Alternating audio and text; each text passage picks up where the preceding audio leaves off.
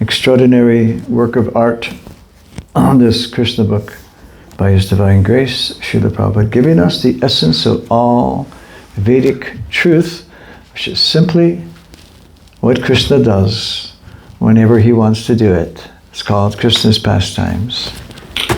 And we are reading the chapter on prayers offered by Lord Brahmā to Lord Krishna after Lord Brahmā has had the mystical realization that all the cows and cowherd boys were actually direct and complete expansions of Vishnu, complete Vishnu forms, that Krishna had duplicated all the cows, cowherd boys and calves for 1 year. So let's see where we are here. So Srila Prabhupada says, one should not uselessly labor in mental speculation to estimate the Lord's qualities. There is no need of adopting the speculative method or exercising the body to attain mystic yoga perfection. One should simply understand that the distress and the happiness of this body are predestined. Why do you have to worry about it? You can't increase it, you can't decrease it. Maybe you can decrease it, or it's, maybe like taking large amounts of drugs and then maybe you can decrease your lifespan and ruin everything. I suppose there are choices like that. You could look at it that way anyway. Or maybe that's your predestined experience. It might be your predestined experience. Those complicated factors are very hard to understand and ascertain with any amount of accuracy. Astrologers and palm readers and numerologies and gurus and all these, they try to ascertain these things, but it's very, very complicated and more complex than any conditioned soul can try to understand. One should simply understand that the stress and happiness of this body are predestined.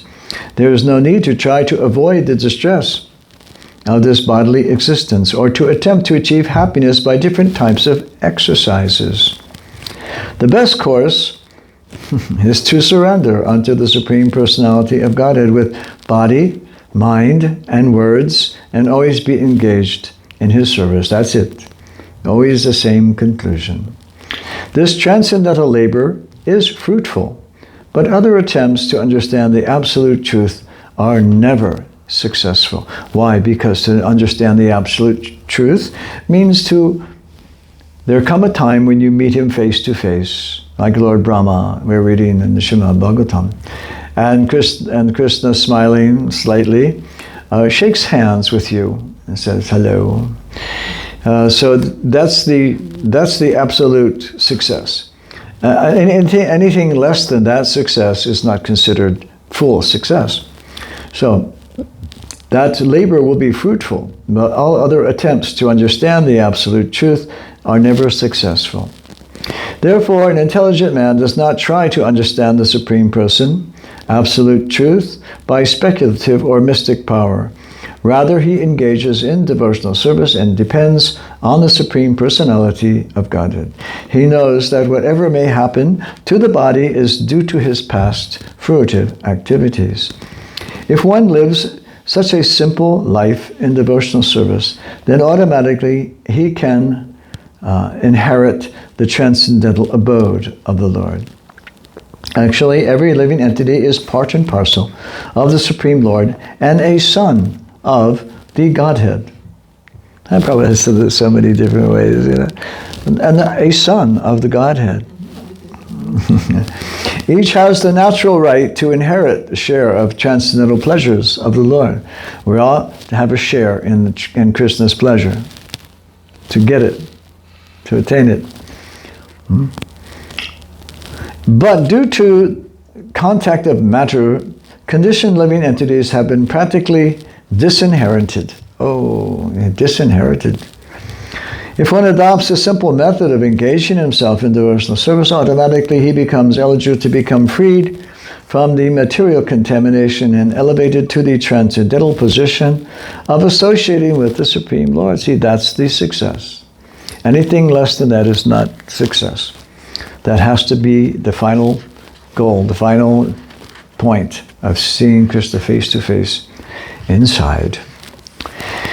Lord Brahma presented himself to Lord Krishna, and this until you actually have these spiritual eyes to see him outside as well, when he desires to appear. Lord Brahma presented himself to Lord Krishna as the most presumptuous living creature because he wanted to examine the wonder of his personal power.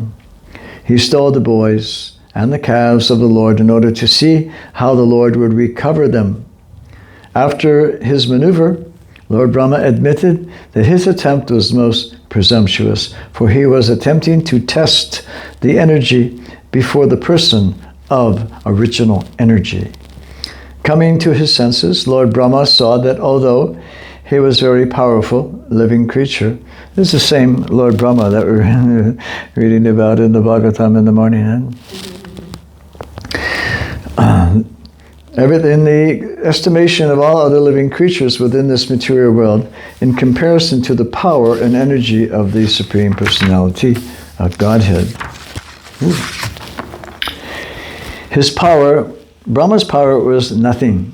The scientists of the material world have discovered wonders such as atomic weapons, but when tested in a city or insignificant place on this planet, such powerful weapons create so-called havoc. But if the atomic weapons are tested on the sun, what is their significance? They are insignificant there. Similarly, Brahma stealing the cows and boys from Krishna may be a wonderful display of mystic power, but when Krishna exhibited his expansive power in so many cows and boys and manifested them without effort, Brahma could understand that his own power was insignificant. Brahma addressed Lord Krishna as Achyuta, because the Lord is never forgetful of a little service rendered by his devotee. He is so kind and affectionate towards his devotees that a little service by them is accepted by him as a great deal. Brahma has certainly rendered such much service to the Lord, and as the Supreme Personality in charge of this particular universe, he is without a doubt a faithful servant of Krishna.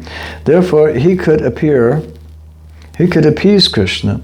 He asked that the Lord understand him as a subordinate servant whose little mistake and impudence might be excused. He admitted that he was puffed up by his powerful position of Lord Brahma because he is qualitative incarnation of the mode of passion within this material world, and this was his nature for him, and therefore he committed the mistake. But after all, Lord Krishna would kindly take compassion upon his subordinate and excuse him for his gross mistake. Lord Brahma realized his actual position. He is certainly the supreme teacher of this universe, in charge of the production of material nature consisting of complete material elements, false ego, and sky, and air, and fire, water, and earth. Such a universe may be gigantic, but it can be measured just as we measure our body as 7 cubits. Generally, everyone's personal body measurement is calculated by 7 cubits of his hand. This particular universe may appear to be a very gigantic body, but it is nothing but the measurement of 7 cubits for Lord Brahma. Aside from this universe, there are unlimited other universes which are outside the jurisdiction of this particular Lord Brahma. Just as innumerable atomic infinitesimal fragments pass through the holes of a screened window, so millions and trillions of universes in their seedling form are coming out from the bodily pores of Mahavishnu, and that Mahavishnu is but a part of the plenary expansion of Krishna. And under these circumstances, although Lord Brahma is the supreme creature within this universe, what is his importance in the presence of Lord Krishna? Lord Brahma therefore compared himself to a little child within the womb of his mother. If the child within the womb plays with his hands and legs, and while playing he touches the body of the mother, is the mother offended with the child? Of course she isn't. Similarly, Lord Brahma may be a very great personality, and yet not only Brahma, but everything That be is existing within the womb of the Supreme Personality of Godhead. The Lord's energy is all-pervading. There is no place in the creation where it is not acting. Everything is existing within the energy of the Lord, so that Brahma of this universe, or the Brahmas of the many other millions of trillions of universes, are existing within the energy of the Lord. Therefore, the Lord is considered to be the mother, and everything existing within the womb of the mother is considered to be the child. And so the good mother is never offended with the child, even if he touches the body of the mother by kicking his legs. Interesting. You see how the vastness, this is of the Brahman realization, as you get a much clearer grasp of the vastness of creation.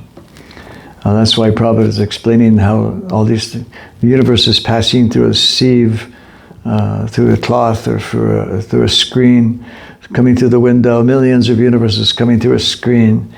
This is Brahman realization. It takes you to a place where you actually see these things and feel these things and realize these things in that state, and therefore you can actually talk about them with some reality. Lord Brahma then admitted that his birth was from the lotus flower which blossomed from the navel of Narayan after the dissolution of the three worlds, or the three planetary systems known as Burloka, Bhuvarloka, and Swarloka. The universe is divided into three divisions, namely Sarga, Martya, and Patala. These three planetary systems are merged into water at the time of dissolution. At that time, Narayan, the plenary portion of Krishna, lies down on the water, and gradually a lotus stem grows from his navel, and from that lotus flower, Brahma is born. It is naturally concluded that the mother of Brahma is Narayan, because the Lord is the resting place of all living entities under the dissolution of the universe. He is called Narayan. The word Nara means the aggregate total of all living entities, and Arayana means the resting place. The form of Garbhodakshai Vishnu is called Narayan because he rests himself on the water. In addition, he is the resting place of all living creatures, and besides that, Narayan is also present in everyone's heart, as it is confirmed in Bhagavad Gita. In that sense also, he is Narayan, as Arayana means the source of knowledge as well as the resting place. It is also confirmed in Bhagavad Gita that remembrance of the living entity is due to the presence of the Supersoul within the heart. After changing the body, a living creature forgets everything of his past life. But because Narayan is the Supersoul, is present within his heart, he is reminded by him to act according to his past desire. Lord Brahma wanted to prove that Krishna was the original Narayan, and that he is a source of Narayan, and that Narayan is not an exhibition of external energy, a Maya, but an expansion of spiritual energy. The activities of the external energy, or Maya, are exhibited after the creation of this cosmic world, and the original spiritual energy of Narayan was acting before the creation. So the expansions of Narayan from Krishna to Garbhodakshai Vishnu, and from Garbhodakshai Vishnu to Kshirodakshai Vishnu, and from Kshirodakshai Vishnu to everyone's heart, are manifestations of his spiritual energy. They are not conducted by the material energy, therefore they are not temporary. Anything conducted by the material energy is temporary, but everything executed by the spiritual energy is eternal. Lord Brahma reconfirmed the statement establishing Krishna as the original Narayan. He said that the gigantic universal body is still resting on the water, known as Garbhodak. He spoke as follows, quote, "This gigantic body of the universe is another manifestation of your energy. On account of his resting on the water, the universal form is also Narayan, and we are all within the womb of Narayan's form. I see your different Narayan forms everywhere. I can see you on the water. I can feel you within my heart, and I can also see you before my eyes now. You are the original Narayan. My dear Lord, in this incarnation, you have proved that you are the supreme controller of Maya. You remain within the cosmic manifestation, yet the whole creation is within you. The fact has already been proved that you, when you exhibited the whole universal creation within your mouth before your mother, Yasoda, and by your inconceivable potency of Yoga Maya, you can make such things effective without external help. My dear Lord Krishna, the whole cosmic manifestation that we are visualizing at present is all within your body. And yet, I am seeing you outside, and you are also seeing me outside. How can such things happen without being influenced by your inconceivable energy? I like that one. Lord Brahmā stressed herein that without accepting the inconceivable energy of the Supreme Personality of Godhead, one cannot explain things as they are. He continued, my dear Lord, leaving aside all other things and just considering today's happenings, what I have seen, they are not all due to your Are they not all due to your inconceivable energies? First of all, I saw you alone. And thereafter, you expanded yourself as your friends, the calves, and all the existence of Vrindavan. And then I saw you and all the boys as four-handed Vishnus. And they were being worshipped by all the elements and all demigods, including myself. And again, they all became cowherd boys, and you remained alone as you were before. Does this not mean that you are the Supreme Lord Narayan, the origin of everything, and from you everything emanates, and again everything enters into you, and you remain the same as before? Persons who are unaware of your inconceivable energy cannot understand that you alone expand yourself as the Creator, Brahmā, Maintainer, Vishnu, and Annihilator, Shiva. Persons who are not in awareness of things as they are contemplate that I, Brahmā, am the Creator, and Vishnu is the Maintainer, and Lord Shiva is the Annihilator. But actually, you alone are everything, Creator, Maintainer, and Annihilator. Similarly, you expand yourself in different incarnations. Among the demigods, you incarnate as Vamana. Among the great sages, you incarnate as Parshuram, and among the human beings, you appear as yourself, as Lord Krishna or Lord Ram.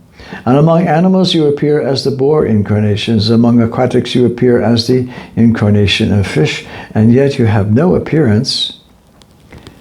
You have no appearance. You are always eternal. Your appearance and disappearance are made possible by your inconceivable energy, just to give protection to faithful devotees and to annihilate the demons. O my Lord, O all-pervading Supreme Personality of Godhead, O Super Soul, controller of all mystic powers, no one can appreciate your transcendental pastimes as they are exhibited within these three worlds, and no one can estimate how you have expanded your Yoga Maya and your incarnation, and how you act by your transcendental energy. My dear Lord, this whole cosmic manifestation is just a flashing dream, and its temporary existence simply disturbs the mind. And as a result, we are full of anxiety in this existence. To live within this material means simply to suffer and to be full of miseries. And yet this temporary existence of the material world appears to be pleasing and dear on account of its having evolved from your body, which is eternal and full of bliss and knowledge. I'm going to stop here. That's an interesting point. So because it emanates from Krishna's body, it has beauty and attractive features. We're captivated by this energy because it's directly coming from the body of Krishna. Hare Krishna. Srila Prabhupada ki jai.